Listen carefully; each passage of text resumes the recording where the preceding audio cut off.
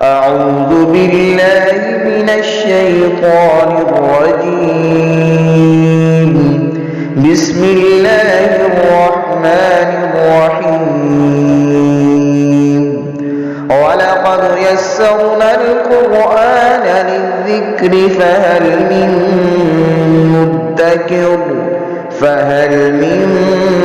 مدكر. بسم اللہ الرحمن الرحیم. سورہ نساء کی 115 آیہ مبارکہ ہے. رکوع ختم ہو رہا ہے یہاں پر اور 3 پاؤ مکمل ہو رہے ہیں 5ویں پارے کے. اعوذ باللہ من الشیطان الرجیم. بسم اللہ الرحمن الرحیم. ومن یشاقق الرسول من بعد ما تبین له الہدی ویتبع غیر سبیل المؤمنین نولہ ما تولی ونصلہ جہنم وساءت مصیرا. ہمارے شرعی احکام اللہ تبارک و تعالیٰ نے قرآن مجید میں بیان فرمائے ہیں، اور جو یہاں ہمیں نہ مل سکیں نبی رحمت صلی اللہ علیہ وسلم کی مبارک احادیث میں ملتے ہیں. جو احادیث میں بھی نہ ملیں اس پر ہمیں امت کے اہل علم کا اجماع ملتا ہے. صحابہ کرام، تابعین، تبع تابعین، جو اہل علم ہیں انہوں نے اس مسئلے پر اتفاق اور اتحاد کر کے ہمیں وہ مسئلہ بتایا. اور پھر اگر وہ بھی نہ ملے تو ہر زمانے کے اپنے اپنے تقاضوں کے مطابق پھر ہم چوتھے سورس کی طرف جاتے ہیں اور اس کو قیاس کہا جاتا ہے. اللہ اور اس کے رسول صلی اللہ علیہ وسلم کی اطاعت اور فرما برداری یہ وہ بنیادی چیزیں ہیں جو ہمیں اسلام پر عمل کے قابل بناتی ہیں. اگر ہم اسی میں ہی کوتاہی کریں گے، قرآن کی آیات پر عمل نہیں کریں گے، نبی رحمت صلی اللہ علیہ وسلم کے ارشادات پر عمل نہیں کریں گے، تو گویا ہم وہ بنیادی چیزیں ہی چھوڑ رہے ہیں جس پر اسلام کی عمارت قائم ہو سکتی ہے اور ہمارے اعمال کا دار و مدار جن پر ہو سکتا ہے. اس لیے یہ آیات مبارکہ ہم نے اس 5ویں پارے میں بہت زیادہ نبی رحمت صلی اللہ علیہ وسلم کی اطاعت اور فرما برداری کے متعلق آئی ہیں، کیونکہ حضور علیہ الصلاۃ والسلام آپ وہ بنیاد کی حیثیت رکھتے ہیں ہمارے لیے، کیونکہ قرآن بھی تو انہی کے سورس سے ہم تک پہنچا ہے، اور قرآن کی تشریحات حکمت کی صورت میں آقا کریم صلی اللہ علیہ وسلم کے ارشادات ہم تک پہنچے. تو اس لیے فرمایا من یطیع الرسول فقد اطاع اللہ، جس نے رسول اللہ صلی اللہ علیہ وسلم کی اطاعت کی اس نے اللہ کی اطاعت کی. جو رسول اللہ صلی اللہ علیہ وسلم کو چھوڑ دیتا ہے اور حضور کی اطاعت کو اپنی زندگی کا لازمہ نہیں بناتا تو وہ اتنا بڑا دھوکہ کھاتا ہے، اگرچہ وہ قرآن کو سامنے رکھنے کا دعویٰ کرے کہ میں تو قرآن پر عمل کرتا ہوں، لیکن وہ شیطان کے اتنے بڑے جال میں آ جاتا ہے کہ اس کو سمجھ ہی نہیں ہے کہ وہ کتنے بڑے دھوکے میں مبتلا ہو گیا. ایک تو اسلام پر عمل نہیں کر پائے گا، دوسرا اللہ تبارک و تعالیٰ کی نظر کرم اس سے ہٹ جائے گی، اور پھر اللہ تبارک و تعالیٰ نے امت کے ایک گروہ کو یعنی جماعت کو وہ حضور علیہ الصلاۃ والسلام کی اتباع میں رکھا، اور لوگوں کو، ہمارے جیسے عام لوگوں کو حکم دیا ہے کہ ان کی اتباع کریں. ہم جب اللہ اور اس کا رسول کا دامن بھی چھوڑیں گے اور مسلمانوں کا جو راہ ہے، جو اہل ایمان نے اجتماعی طور پر جس راہ کو اختیار کیا، اہل ایمان کے اس راہ کو چھوڑ کر ہم اپنی 1.5 اینٹ کی مسجد بنائیں گے تو پھر اس کا مطلب یہ ہے کہ ہم نے اسلام کی عمارت کو دھڑم سے نیچے گرا دی. اور ہم جس اسلام کا دعویٰ کر رہے ہیں نہ اس میں اللہ اور اس کے رسول کی اطاعت ہے، نہ اس میں اہل ایمان کا رستہ ہے، تو پھر تو وہ بالکل ہی ختم ہو گیا ہے اور اس میں کوئی چیز بھی نہیں رہی. اللہ تعالیٰ کی نظر کرم بھی دور ہوگی، پھر اللہ تعالیٰ بھی اس کو ہدایت نہیں عطا فرماتا، اس کو پھر شیطان کے رحم و کرم پر چھوڑ دیتا ہے. شیطان پھر اس کو جس طرف لے جاتا ہے، اس کو غلط راہ پر لے جائے، اس سے جو اگلوائے، اس کی زبان سے جو کہلوائے، اس سے جو غلط کام کروائے، پھر اللہ تبارک و تعالیٰ بھی اپنے کرم سے اس کو محروم فرما دیتا ہے. اور ہمیں یہاں اسی بات کو سمجھایا جا رہا ہے. وَمَن يُشَاقِقِ الرَّسُولَ، من بعد ما تبین لہ الہدی، اور جو شخص رسول اللہ صلی اللہ علیہ وسلم کی مخالفت کرے بعد اس کے کہ تبین لہ الہدی، اس کے لیے ہدایت واضح ہو چکی ہے، بالکل واضح ہو گئی، اللہ تبارک و تعالی پر ایمان بھی لے آیا، حضور علیہ الصلاۃ والسلام کا کلمہ بھی پڑھ لیا، لیکن اس کے باوجود پھر اگر حضور کی مخالفت کرتا ہے، حضور کے احکام کی اتباع نہیں کرتا اور ان کی باتوں کو نہیں مانتا، وَيَتَّبِعْ غَيْرَ سَبِيلِ الْمُؤْمِنِينَ، اور مومنوں کے رستے کے علاوہ کوئی اور رستہ اس نے ڈھونڈ رکھا ہے، اور مومنوں کے رستے کے علاوہ کوئی اور رستے کی اتباع کر رہا ہے، نُوَلِّهِ مَا تَوَلَّى، تو ہم اس کو پھرنے دیتے ہیں جس طرف وہ پھر رہا ہے، یعنی پھر اس کو ہم روکتے نہیں ہیں کہ ابھی تو سیدھے رستے کی طرف آ جا، پھر ہم نے اپنی ہدایت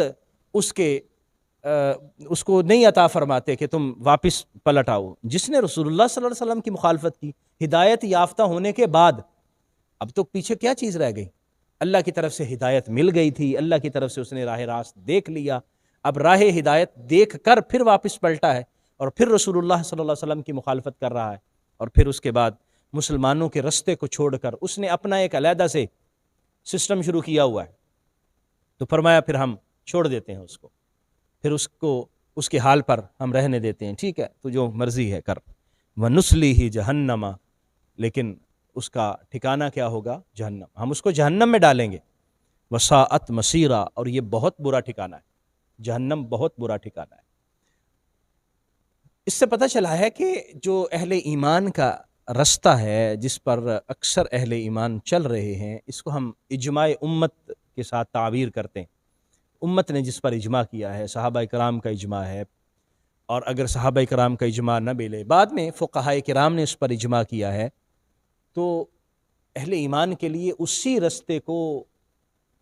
فالو کرنا، اسی رستے کی اتباع کرنا، یہ ان کی دنیا و آخرت کے لیے بہتر ہے۔ سو آج کے دور میں ہم یہ دیکھتے ہیں کہ نئی نئی باتیں لوگ لے کے آ رہے ہیں اور اپنے بڑوں سے مخالفت کر رہے ہیں، اپنے اسلاف کو وہ تان و تشنیع کا نشانہ بنا رہے ہیں، وہ بڑوں کو کوئی پتہ نہیں چلا جی انہوں نے یہ نہیں کیا، انہوں نے یہ نہیں کیا، اس وقت یہ نہیں تھا، اس وقت وہ نہیں تھا، اور اس طرح کے صغرا کبرا ملا کر وہ ہمارے اسلاف پر، تابعین پر، بعض صحابہ کرام پر اعتراض کرتے ہیں، تو یہ اعتراض کسی کو زیب نہیں دیتا،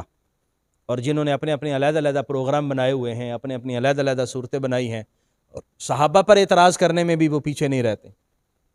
وہ تابعین پر، اولیاء امت پر اعتراض کرنے میں بھی وہ بڑے جری اور بے باک ہو رہے ہیں، ان کو اس آیہ مقدسہ کو پیش نظر رکھنا چاہیے کہ وہ پھر اللہ تعالیٰ کے نظر کرم سے محروم ہو جاتے ہیں، اللہ تبارک و تعالیٰ کے فضل و کرم سے پھر ان کو حصہ وصول نہیں ہوتا، تو جب اللہ کی نظر کرم ان کو نہیں ملے گی اور اللہ کا فضل ان کے شامل حال نہیں ہوگا، تو پھر شیطان سے بچنا یہ ناممکن ہے، پھر وہ چکر میں لے لے گا، جب وہ چکر میں لے لے گا تو پھر یہی صورتحال ہوگی، نُصْلِهِ جہنم، پھر اللہ تبارک و تعالیٰ بھی اس کا کوئی خیال نہیں فرمائے گا۔ اس لیے ایک تو ان چیزوں کو ہمیں پیش نظر رکھنا چاہیے۔ اللہ تبارک و تعالیٰ شرک کو معاف نہیں فرماتا، کسی صورت میں بھی شرک اللہ تبارک و تعالیٰ کو قبول نہیں ہے، عبادت کا شرک ہو، وہ صفات کا شرک ہو، وہ ذات کا شرک ہو، کسی طرح بھی، نہ کہ اللہ تبارک و تعالیٰ کی ذات میں کسی کو شریک ٹھہرانا کسی طرح درست ہے، نہ عبادت میں، نہ صفات میں، وہ اللہ کو پسند نہیں ہے۔ باقی اللہ تبارک و تعالیٰ جو چاہے گا گناہ معاف فرما دے گا، لیکن شرک کو معاف نہیں فرمائے گا۔ اس لیے ایمان کو درست رکھتے ہوئے ہر طرح کے شرک سے اجتناب کرنا یہ ضروری ہے، اور بخشش کی امید اسی میں ہے، اور بخشش کا پروانہ اسی کے پاس ہوگا جو اس بنیادی چیز کو سمجھ لے گا اور ہر طرح کے شرک سے بچنے کی کوشش کرے گا۔ ان اللہ لا یغفر ان یشرک بہ، بلا شبہ اللہ تبارک و تعالی معاف نہیں فرماتا کہ اس کی ذات کے ساتھ کسی کو شریک ٹھہرایا جائے۔ وَيَغْفِرُ مَا دُونَ ذَلِكَ لِمَن يَشَاءُ، اور اس کے علاوہ گناہ جس کے لیے چاہے گا معاف فرما دے گا، جس کے لیے چاہے گا بخش دے گا، لیکن یہ تو اس نے کنفرم فرما دیا ہے کہ شرک کو میں معاف نہیں کروں گا۔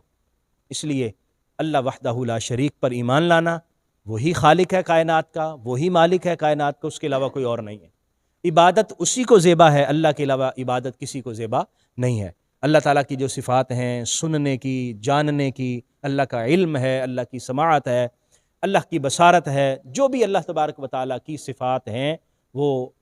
کسی بھی طرح کی شرک سے پاک ہے۔ وہ اس کی اپنی ذاتی ہیں، کسی کی دی ہوئی نہیں ہے، اور نہ ہی اس میں کسی طرح کا کوئی شریک ہو سکتا ہے۔